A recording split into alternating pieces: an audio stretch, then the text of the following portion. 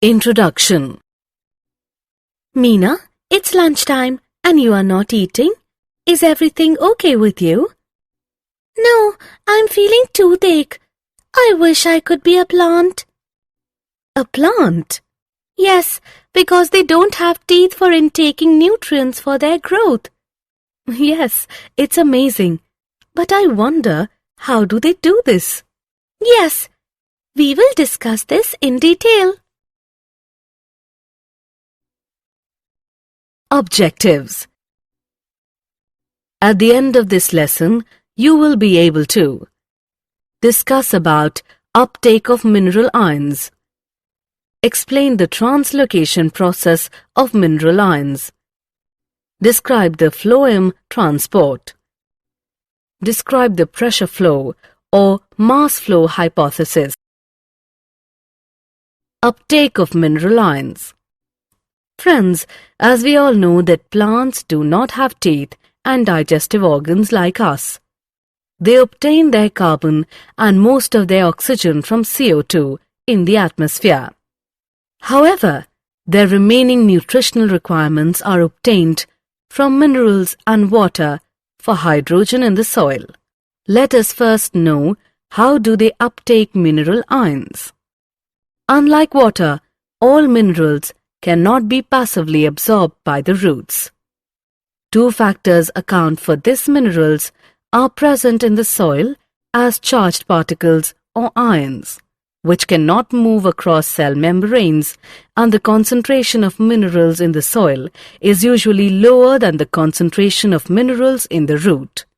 Therefore, most minerals must enter the root by active absorption into the cytoplasm of epidermal cells. This needs energy in the form of ATP. The active uptake of ions is partly responsible for the water potential gradient in roots and therefore for the uptake of water by osmosis. Some ions also move into the epidermal cells passively. Do you know the fact that ions are absorbed from the soil by both passive and active transport? Specific proteins in the membranes of root hair cells actively pump ions from the soil into the cytoplasm of the epidermal cells. Like all cells, the endodermal cells have many transport proteins embedded in their plasma membrane. They let some solutes cross the membrane, but not others.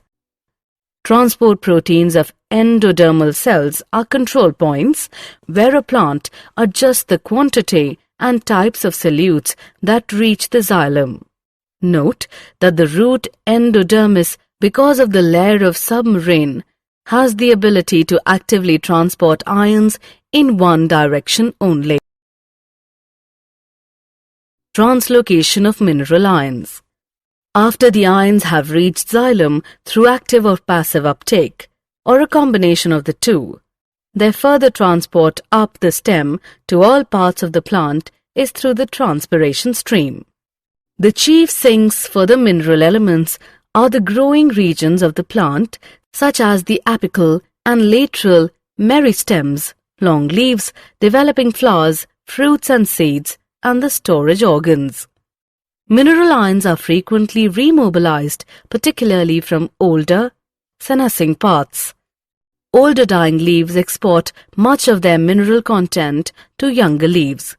Similarly, before leaf fall in deciduous plants, minerals are removed to other parts. Elements most readily mobilized are phosphorus, sulfur, nitrogen and potassium. Some elements that are structural components like calcium are not remobilized. So, the xylem transports only inorganic nutrients while phloem transport only organic material. Phloem transport. Now we will learn about phloem transport. Food, primarily sucrose, is transported by the vascular tissue phloem from a source to a sink. Usually the source is that part of the plant which synthesizes the food. The source and sink may be reversed depending on the season or the plant's needs. Sugar stored in roots may be mobilized to become a source of food in the early spring when the buds of trees act as zinc. They need energy for growth and development of the photosynthetic apparatus. Since the source-sink relationship is variable, the direction of movement in the phloem can be upwards or downwards, which means bidirectional. This contrasts with that of the xylem, where the movement is always unidirectional, which means upwards. Hence, unlike one-way flow of water in transpiration, food in phloem sap can be transported in any required direction, so long as there is a source of sugar and a sink able to use, store, or remove the sugar. Phloem sap is mainly water and sucrose, but other sugars, hormones, and amino acids are also transported or translocated through phloem. Pressure flow or mass flow hypothesis. Pressure flow or mass flow hypothesis is the accepted mechanism used for the translocation of sugars from source to sink. A glucose is prepared at the source by photosynthesis. It is converted to sucrose. The sugar is then moved in the form of sucrose into the companion cells and then into the living phloem sieve tube cells by active transport. This process of loading at the source produces a hypertonic condition in the phloem. Water in the adjacent xylem moves into the phloem by osmosis. An osmotic pressure builds up, the phloem sap will move to area of lower pressure. At the sink, osmotic pressure must be reduced. Again, active transport is necessary to move the sucrose out of the phloem sap and into the cells which will use the sugar, converting it into energy, starch, or cellulose. As sugars are removed, the osmotic pressure decreases and water moves out of the phloem. Phloem tissue is composed of sieve tube cells, which form long columns with holes in their end walls called sieve plates. Cytoplasmic strands pass through the holes in the sieve plates, so forming continuous filaments. As hydrostatic pressure in the phloem sieve tube increases, pressure flow begins, and the sap moves through the phloem. Meanwhile, at the sink, incoming sugars are actively transported out of the phloem and removed as complex carbohydrates. The loss of solute produces a high water potential in the phloem, and water passes out, returning eventually to xylem. A simple experiment called griddling was carried out to identify the tissues through which food is transported. On the trunk of a tree, a ring of bark up to a depth of the phloem layer can be carefully removed. In the absence of downward movement of food, the portion of the bark above the ring on the stem becomes swollen after a few weeks.